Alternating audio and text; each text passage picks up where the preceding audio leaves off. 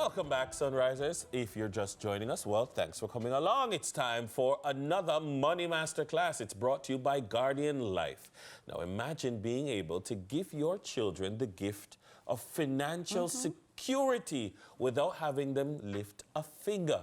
Well, today, financial guru Carlton is here to share some of the ways that we can start building generational wealth and ensuring that the little ones have the financial foundation that they need and that they deserve. Welcome, Carlton. Hey, how are you? Good morning. How are you both doing? Very well, We're thank good. you. How are Wonderful. you? I'm doing pretty good this morning. Lovely. Give thanks for that. Carlton look like one of them brother, you know, Christmas show them for BET. Christmas. Well, I'm Ready really for sit down pan. Sit down pan this Yeah, morning. them have big house and Bentley, them have Ferraris park outside.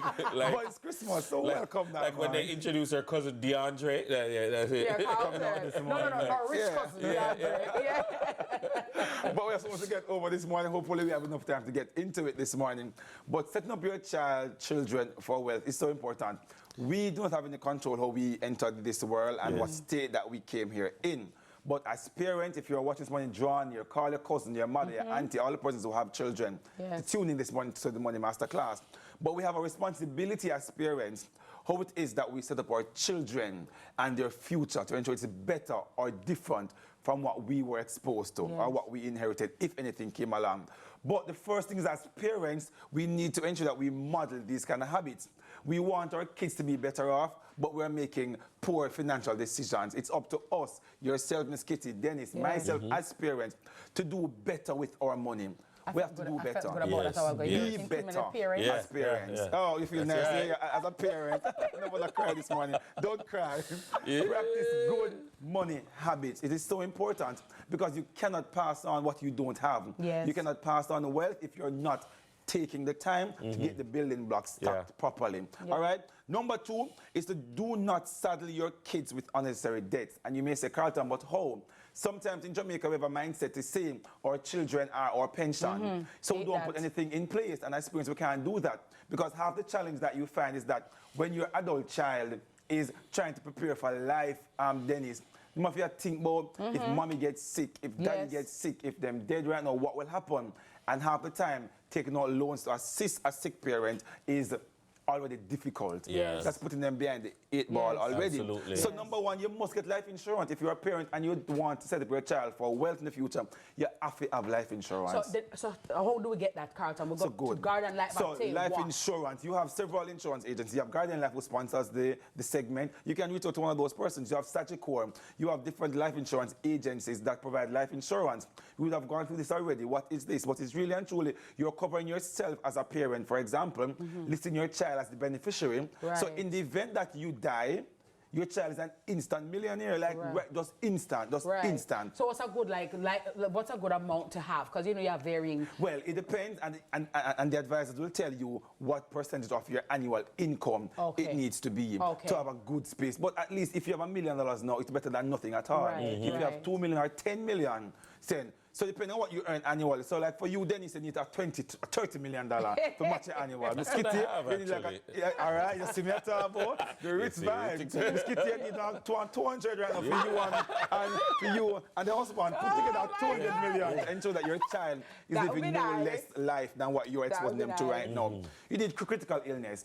If you become ill, your child should not be worrying about how mommy will get take care of daddy. Ensure that you have that in place. Carlton, I'm sorry, quickly, and I'm happy that you said that because I think a lot of children are unfortunately robbed of their childhood because they are so straddled with thinking, I have to come take my mother out of poverty, I have to come take my father out of poverty, I have to come help my family. So instead of enjoying their childhood and riding bicycle, play bend down, stocky and dandy shandy, they are thinking about adult things. And a lot of them end up getting in illegal activity or getting involved with men or different things, Dennis, because they are feeling the pressure of everything rests on me. I mean, the first one, so I have to come take mama out of poverty. Take daddy out of poverty and live their families. And it's unfair. The reality is unfair. The good thing is that I think this generation, while we have not come into wealth, for example, born into it, we are so more exposed and open to the knowledge and information now through the Money Masterclass, where we are now able to get information to make informed decisions, and that is very good. But look at what we can do now for the children. So there are things we do for ourselves to impact the child. What we can do for the child, number one, basic. Open an account for the child. It's Christmas now. When the people them say what the kids want for Christmas, no shoes, they might go to shoes. They buy no more shoes for the baby. Jackson have enough shoes. Not do that. Just come here for your skate, shame and kill you. Do not go there. Let them send some money to the child's account. Not one more not buying this Christmas. Not one more. When you said no more shoes, me. Look what the side of you. Because we know somebody buy 20 shoes. No, man, they put them buy. Exactly. But we need an account for the child. Basic thing. The toys. Your child, Miss Kitty, can get a tiara from now. She soon start asking for things. Yes, your child can get a tiara from now to open their account. Yes, they can get a tiara from now. Yes. So get a tiara, have the account open. Basic. You need a long, please, we'll talk about that. You need a long-term savings account for the child. Long-term, because generally after 5 years, most are tax-free. So like the withholding tax that is drawn from the account every month, when you get a long-term savings account over 5 years, in most cases, the products are tax-free. So you want to get that as well for your child. It's generally goal-oriented, meaning you're saving for a purpose. So maybe for high school, or maybe for prep school. Because prep school, maybe if you start at 0, by the time age 5 and they start grade 1, you already have some tax-free money there put aside for the child's those goals. You need a tertiary savings plan. Why do you need that? In most cases, when your child becomes 17, 18, 19, they're going to go to higher education. It could be college, it could be a trade, it could be a skill. But they need not to worry about student loan. And have a time where the child is not wealthy. Sorry, dear Carlton, and they need not worry when you're 17, 18 about being put out and people telling me, I don't know. You have to look life on your own. If you go fend for yourself. At 18 and 19, they're still children. Yes, they are young adults, but they have no business going to fend for themselves and for go look life. If they don't have to, maybe put them still and give them a good start. Carlton, I'll tell you this quickly. I was talking to a friend of mine and I was asking him about his children. So he's saying, you know, his daughter is fine, you know, she's great, she's a doctor, she's doing well. So your son, you know, I said, boy, I'm still trying to find his footing, I'm not 200, but you know, he might go on, hear the person now. But you know, when you have two rich parents, I mean, if he doesn't want to do anything, I guess he can just relax. Jesus, look at this here. Dennis, my war. Hey, the boss say, well, both his parents are rich, so, you know. I said, must be nice. It's a good and bad, so I get to that down at the trust. It's a good and bad, because you want your kid to feel good about it. No, you want to be in the position to do it, but you don't want him to take advantage of the fact that they don't want to go and work. You want them to at least be productive. Work for me. Let them work for you, but they're working. That's a good point. Absolutely not. What we need to do as parents as well is to acquire financial assets for our children. Acquire some assets for them. Things like stocks for the children. Imagine if you purchase a Grace Candy stock 15 years ago. The value now, if you put down $5,000 15 years ago on a Grace Candy stock, now that $500,000 maybe worth a couple millions. No, just buy stock and put it down for the child. So instead of buying one of them, carry them, and them drive 300,000, buy one stock. Put that down in that. You can get real estate for the child as well. Or you can, if you can, I'm scared to tell you, you and Dennis can do both. But if you have to make a choice. I like the sound of it. If you have to make a choice, do the one that will impact their future much more. Get real estate. But you may say, put the real estate in my child's name. That's where we jump over to having a trust fund. Put it in a trust.